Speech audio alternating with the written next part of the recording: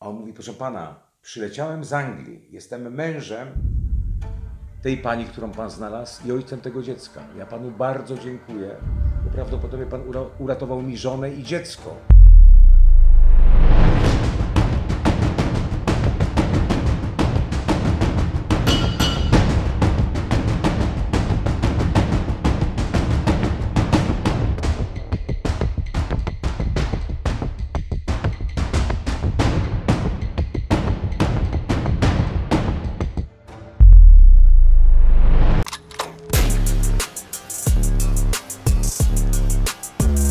Tak, tak się zrodzi moje archiwum.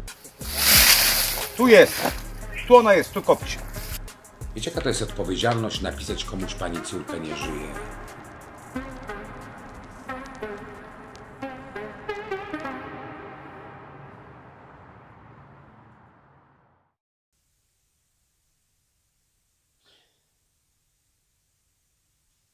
Najgorsze, czego się boję, bo te odcinki powstają, tego mojego archiwum powstają tak z dnia na dzień. I to, czego się boję, żeby jak w każdym archiwum jest tak, że jest nuda. Nie chcę wiać nudą. Te moje przypadki, sprawy, którymi się przez całe życie zajmuję, mimo że mają swoją ponurość, choć niekoniecznie wszystkie, to ja z natury jestem człowiekiem wesołym, jestem człowiekiem komunikatywnym. Jestem też człowiekiem problematycznym, bo widzę po moich znajomych, że tematyka, którą często się zajmuję, jest tematyką ciężką. Czasami mi się zdarza użyć takiego zwrotu moje groby, moi zmarli. No to odraża ludzi, ale wizja łączy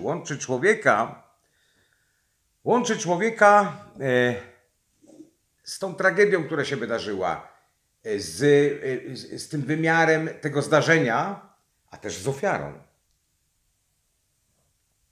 Chociaż niekoniecznie mowa tylko o ofierze.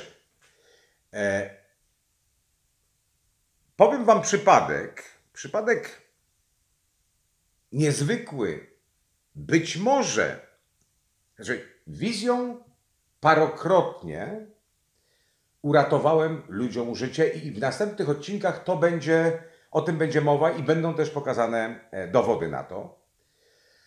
Tak, uratowałem ludziom życie.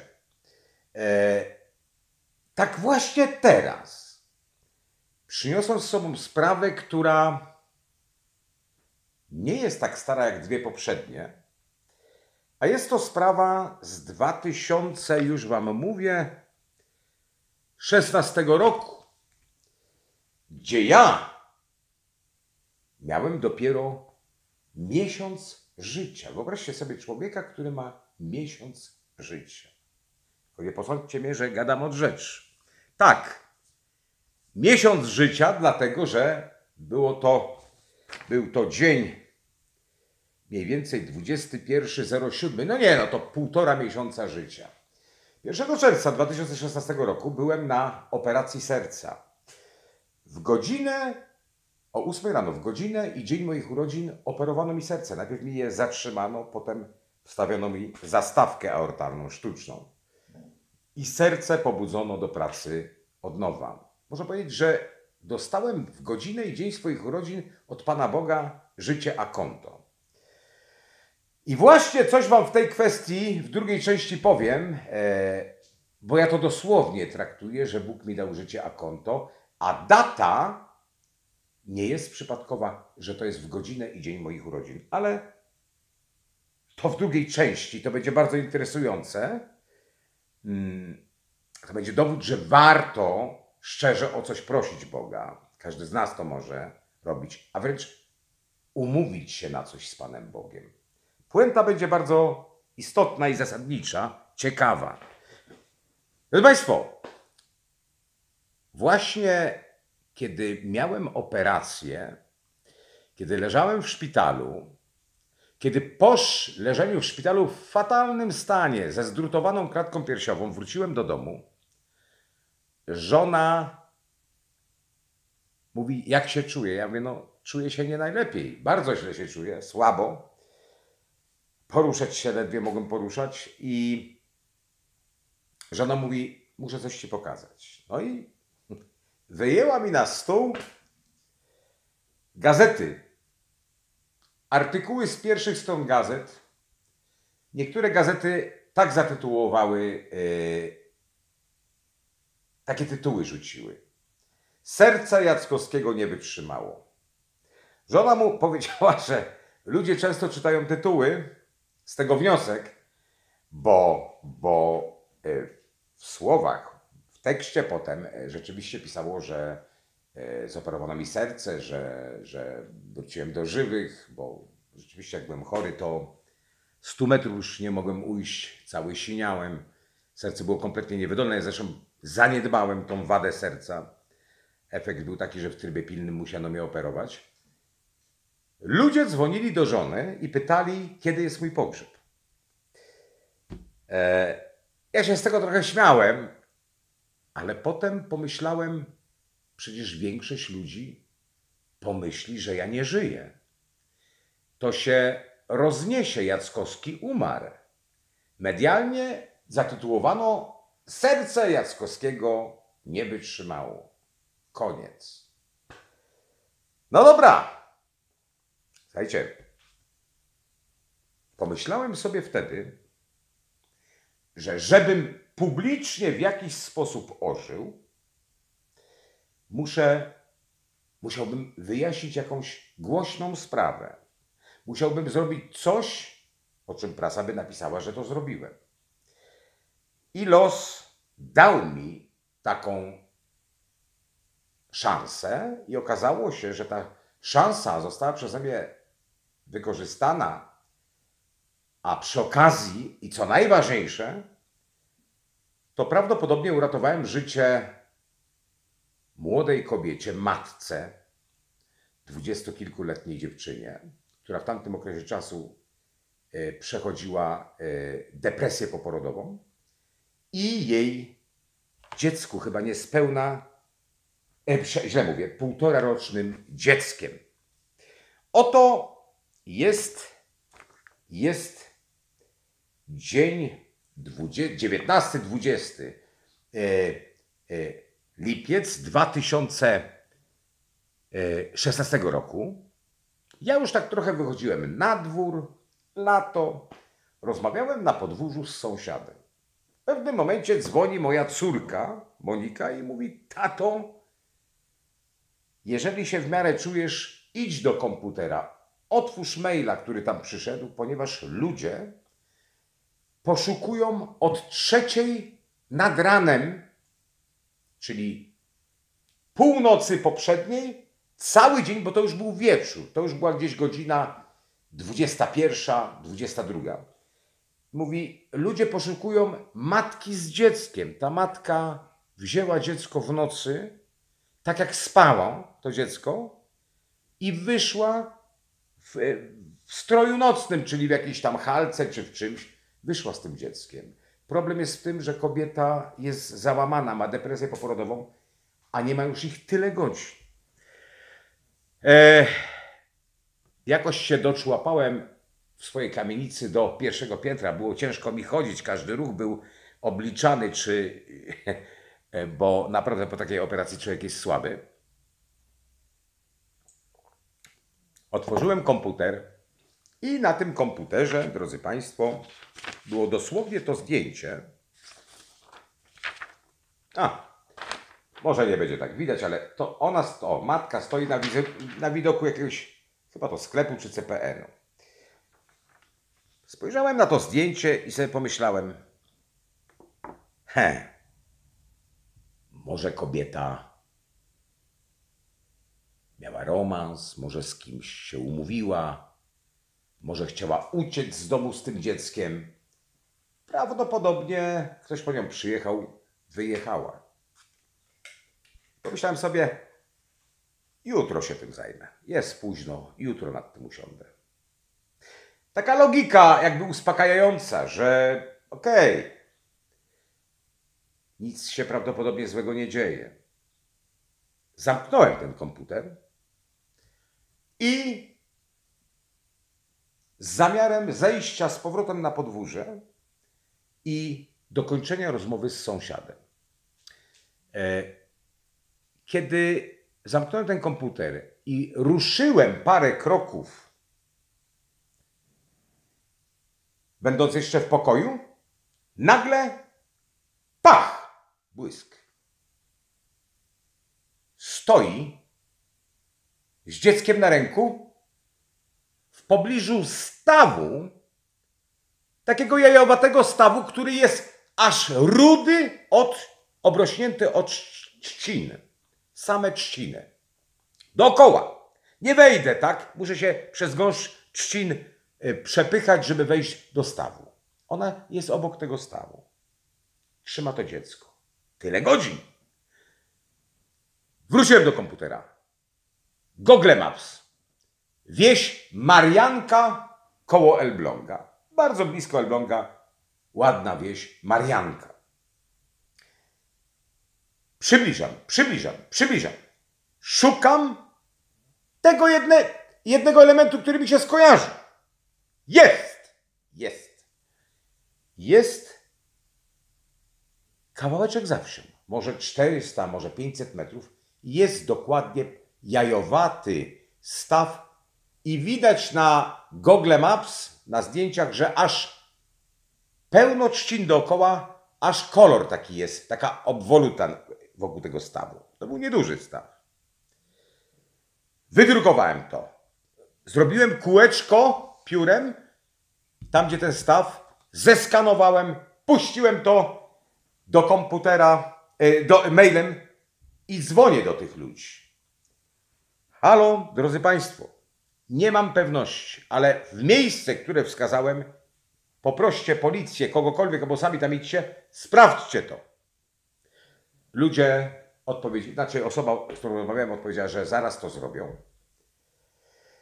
No i ja po tym wszystkim schodzę do sąsiada, kończymy, rozmawiamy sobie. Już było ciemno na dworze i nie wiem ile minęło, 25 minut, może mniej, może trochę więcej, ale mniej więcej. I wyobraźcie sobie rzecz niezwykłą, właśnie ta dramaturgia takich momentów jest niezwykła. Rozmawiam z nim i tarabani mój telefon. Odbieram i słyszę w tle płacz dziecka. Dziecko się drze, płacze. Halo, tam była w ogóle wrzawa, bo to było słychać, że wielu ludzi coś mówi. Ale kobieta mówi, proszę pana, dziękujemy, mamy ją. Ja mówię, co wy gadacie? To niemożliwe. Szok. Słuchajcie. Dopiero na drugi dzień dowiedziałem się o całej sytuacji. A sytuacja była dość dziwnego przebiegu, ponieważ wyobraźcie sobie, ja to wiem od rodziny. Policja z Elbląga, która poszukiwała od 3 rano, bo rodzice tej matki zauważyli, że nie ma jej w domu i dziecka o 3 rano. Panikę od razu zrobili i słusznie, bo w tamtym okresie, jak mówię, co się kobietom zdarza, mama miała tego dziecka depresję poporodową. Więc tutaj myśli mogą być różne i zapewne i matka sama, i dziecko mogłoby być w niebezpieczeństwie, zwłaszcza gdzie nie ma już ich wiele godzin, prawie dobę. Okazało się, że z tą mapą rodzina najpierw poszła na, to jest taki wiejski ośrodek kultury, bo to wiem od rodziny, w którym to ośrodku kultury policjanci, wszakże zaczynała się noc i policjanci przerwali akcję poszukiwawczą, która trwała od 3 rano i zastanawiali się nad tym, co robić w nocy, żeby nie marnować ani chwili. Kiedy, ja to wiem od rodziny, kiedy rodzina pokazała tą kartkę z tym punktem, policjanci powiedzieli, że mają naradę i oni tam na razie nie pójdą. Wówczas rodzina sama zdecydowała wraz z sąsiadami, wzięli latarki i poszli w to miejsce. Kiedy byli w odległości jakichś 100 metrów, 50 metrów od tego stawu, zauważyli, że obok stało tam drzewo i na początku się bardzo zlękli, ponieważ widzieli postać. Postać była w pozycji nieruchomej, stojącej, która trzymała dziecko na ręku. Dziecko nie płakało, tak jakby spało. Jak zaczęli wołać po imieniu mamę tego dziecka, to ona ani się nie ruszała, ani nie mówiła nic. Więc bali się, że ona jest powieszona i tak trzyma to dziecko. Ale okazało się, że dziecko zaczęło płakać na jej ręku, jak usłyszało te głosy. No i w tym momencie prawdopodobnie nawet zadzwonili do mnie, kiedy już tam do niej doszli. Mama tego dziecka została odwieziona do szpitala, dziecko także.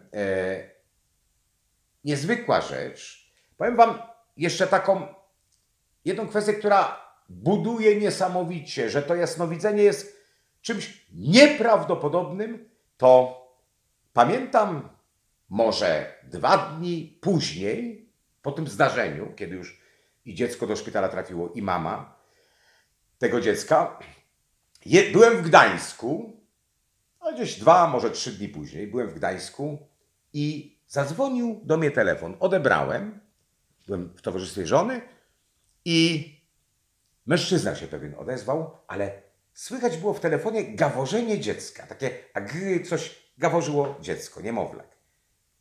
A on mówi, proszę pana, przyleciałem z Anglii, jestem mężem tej pani, którą pan znalazł i ojcem tego dziecka. Ja panu bardzo dziękuję, bo prawdopodobnie pan uratował mi żonę i dziecko.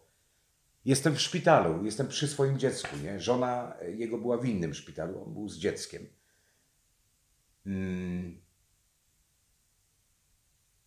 Nie macie pojęcia, co ja wtedy czułem.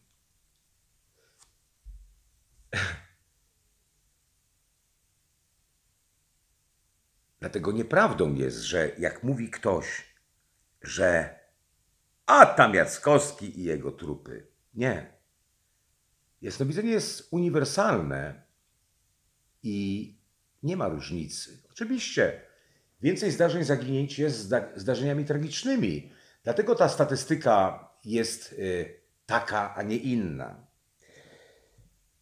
Zaznaczam, w każdym odcinku pod filmem są linki do różnych programów telewizyjnych, które mówią o danej sprawie, a ja nie mogę przez prawa autorskie tego pokazać. I też są linki do konkretnych dokumentów, czy to artykułów, czy dokumentów policyjnych ze sprawy, o której mówię. Tak, żebyście wiedzieli, że ta dokumentacja jest pod spodem, możecie w nią zajrzeć. Oczywiście podając źródło, też pokazujemy tutaj w trakcie mojej audycji, ale te linki są na dole. Jeżeli ktoś chce się z tym zapoznać, zapraszam. I zwróćcie uwagę, to są artykuły z tamtego czasu. Jackowski wskazał to miejsce, ocalił Kubusia i jego mamę. Fakt24.pl, portal. To jest piękne. Największy sukces jasnowidza Jackowskiego. Uratował matkę z dzieckiem. Wyszła z domu z małym synkiem i wszelki ślad po nich zaginął. Matki z dzieckiem szukali policjanci z psami tropiącymi, rodzina i sąsiedzi. Wszystko na nic. Gdy w głowach rodziców zaginionej kłębiły się najczarniejsze myśli, do akcji wkroczył najsłynniejszy polski jasnowic Krzysztof Jackowski. Wtedy miałem 53 lata. I bezbłędnie wskazał miejsce, gdzie znajdowała się Alicja, 23 lat, i 1,5-letni Kubuś. Tak, jeszcze, zobaczcie, żebyście nie myśleli, że to jest tylko jedno źródło. Dziennik Elbląski, 23-letnia kobieta z synkiem odnalezieni. To jasnowic wskazał miejsce pobytu. Zdjęcia jest... Aha, to jest... 23-letnia kobieta ze swoim 1,5-rocznym dzieckiem zostali odnalezieni w środę około godziny 22:40 pod Pasłękiem. Znajdowali się około pół kilometra od miejsca zamieszkania w miejscowości Marianka. Zaginieni trafili pod opiekę lekarzy. W akcję poszukiwawczą zaangażowanych było kilkadziesiąt osób. Oprócz policjantów poszukiwania prowadził strażacy z OSP, a także strażacy z psami itd. itd. OSP z Gdańska była też tak, informuje Krzysztof. Rodzina kobiety zwróciła się o pomoc do jasnowidza Krzysztofa Jackowskiego. Ten po zapoznaniu się ze sprawą wskazał punkt na mapie. Jak się kilkanaście minut później okazało, miał rację i wskazał dokładnie położenie kobiety i jej dziecka. Tak. Jeszcze jeden fragment. Ekspres Elbląski, proszę, materiał źródłowy. Ekspres Elbląski, który pisze: odnaleziona przez jasnowidza kobieta trafiła na oddział psychiatryczny. Odnaleziona przez jasnowidza kobieta trafiła na oddział psychiatryczny, informuje policja. 23-latka wyszła z domu i tak dalej. Tu jest całe... i tu ja się nawet wypowiadam. W środę wieczorem siostra zaginionego kobiety skontaktowała się z jasnowidzem Krzysztofem Jackowskim. Wtedy nastąpił przełom. Wysłali mi 2 fotografie. To były zdjęcia matki z dzieckiem. Patrząc na nie, poczułem miejsce, w którym mogli się znajdować. Później otworzyłem Google Maps i szukałem okolicy, która kojarzy mi się z tą wizją. Chodziło o ten staw. I jeszcze raz, odnaleziona przez jasnowidza kobieta trafiła na oddział psychiatryczny szpitala w Elblągu. Kobieta już wcześniej miała problem i tak dalej. No, nieważne. Istotne jest,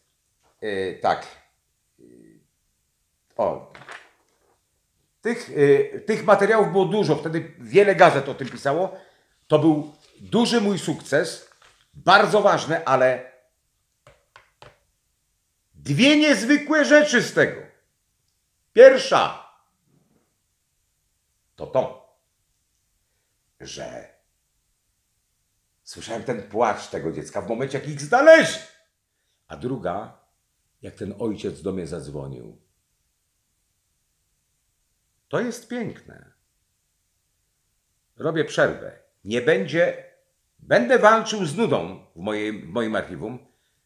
Idę jeść. A jak kamera chce iść, proszę bardzo, to może iść za mną. A potem wam opowiem, jak z Panem Bogiem robi się umowy.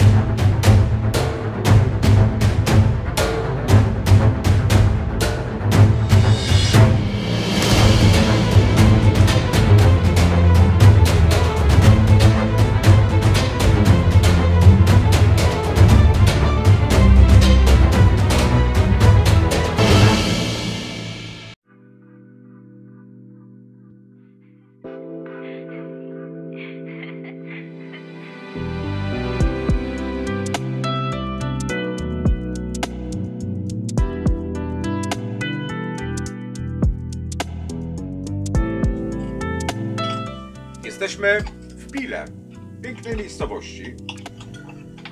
Często od lat gościmy w tym bardzo gościnnym domu, ale też w tym domu powstają odcinki, może nie wszystkie są tu kręcone, ale powstają właśnie w tym domu odcinki mojego archiwum, z czego się bardzo cieszę.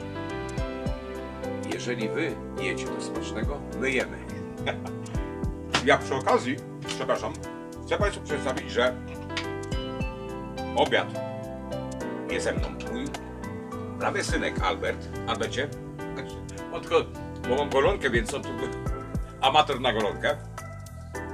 Moja żona i kuzynka mojej żony, Judyta. Dziękujemy za tak wspaniały obiad.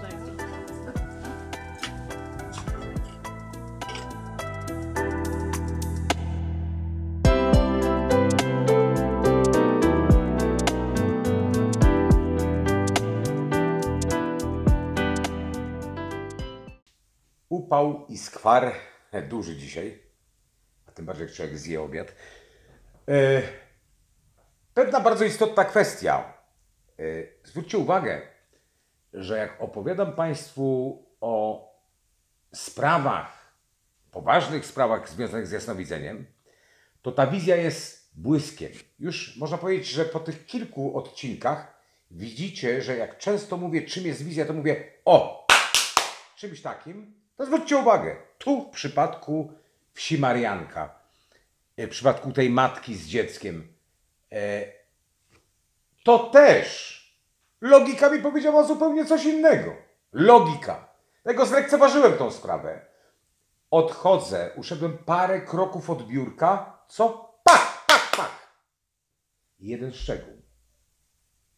Potem wnikliwość moja, sprawdzenie tego na mapie i oni tam stali.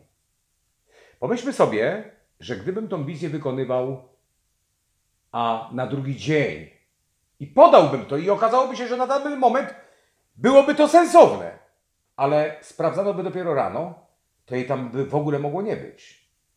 A ja bym dzisiaj nie opowiadał Państwu o tej historii, ponieważ by tam jej nie było, więc nie byłoby o czym mówić. Jasnowidzenie jest bardzo zależne od tego, jak to będzie sprawdzane.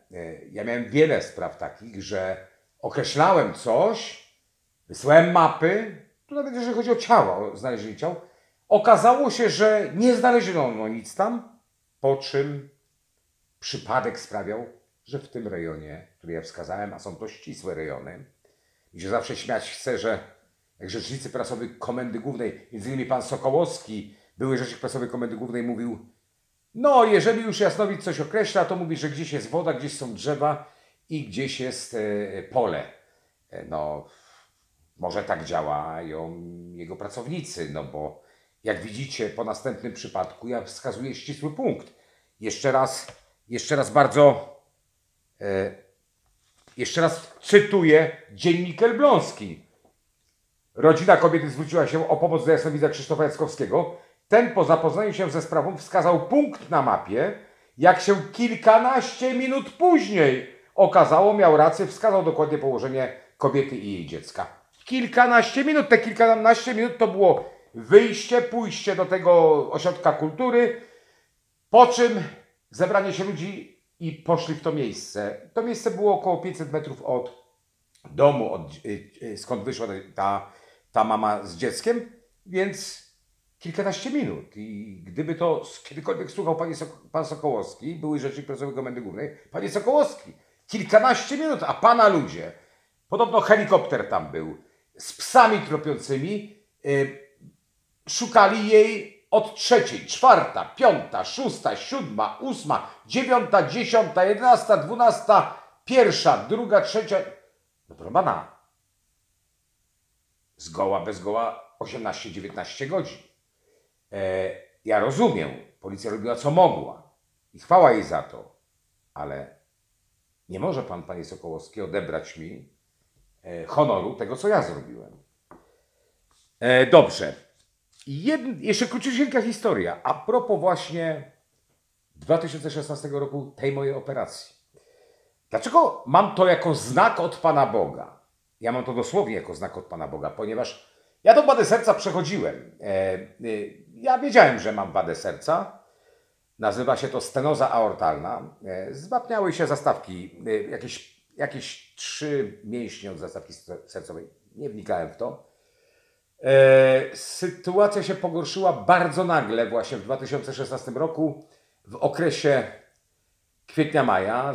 Jak chodziłem, zaczęło mnie boleć w plecach z tyłu. Potem już chodzić nie mogę. Nigdy nie zapomnę bardzo upokarzającego momentu, kiedy to było takie przedwiośnie, czyli jakieś 2 miesiące przed operacją. I ja z żoną wieczorem w Człuchowie wyszliśmy sobie na spacer. Wyszliśmy sobie na spacer wolnym krokiem. Doszliśmy tam z 2 kilometry, po mieście spacerowaliśmy. To był późny wieczór, właśnie to już prawie noc. I wracam, źle, deszcz zaczął padać i taki dość mocny. I Kasia mówi: chodźmy szybciej. I w momencie, jak zaczęliśmy szybciej, mnie zaczęło tu zaciskać i tu boleć.